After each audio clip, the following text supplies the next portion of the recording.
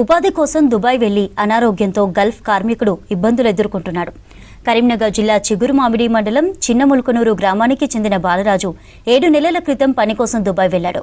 ప్రస్తుతం ఆరోగ్యం బాగాలేక ఎలాంటి పని చేయలేని స్థితిలో ఉన్నట్టు బాధితుడు బాలరాజు సెల్ఫీ వీడియో తీసి భార్యకు పంపించాడు. ఆరోగ్యం బాగాలేదని భారత్కు వెళ్తానంటే పంపించకుండా పాస్పోర్ట్ తీసుకుని యాజమాన్యం తనని ఇబ్బంది పెడుతోందని ఆవేదన వ్యక్తం చేశాడు. తనని భారత్ తీసుకువెళ్లాలని రాష్ట్ర ప్రభుత్వాన్ని కోరాడు బాధితుడు బాలరాజు. ముక్క 9 చిన్న పంపింది, అన్నం అరుగుతలేదు, ఏం అరుగుతలేదు, మొత్తం ప్రాబ్లం ఉన్నది. కాలు ముందుకు వస్తుంది, మొత్తం బిల్కులు శాతం అవుతున్నాయి. నాకు నేను ఉండగలుగుకోలేదు ఇక దేశంలో మొత్తం. నాకు ఇక అగులు పూలు అవుతుంది.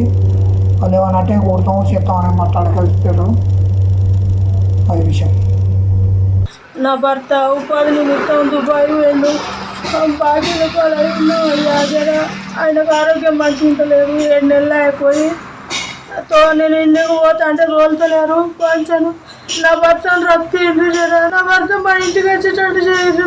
గరీబ్లో అయ్యా ఏం లేదు, మాకు 10,000 కోసం పోయిన పని పంచలేరు అయ్యా, తోలుతలేరు, అన్ని గుద్దుకున్నారు, పాస్పోర్ట్ ఇస్తలేరు.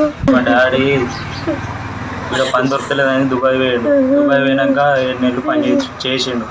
ఆరోగ్యం మంచిగా ఉండలేదు. తోలియమంటే తోలియలేదు. నిన్న నైటు బ్యాగ్ తెచ్చుకొని అన్నారట. బ్యాగ్ తెచ్చుకున్నాక బ్యాగ్ గుంజుకున్నారట. పాస్పోర్ట్ ఇవ్వమంటే పైసలు కట్టమని అంటారు.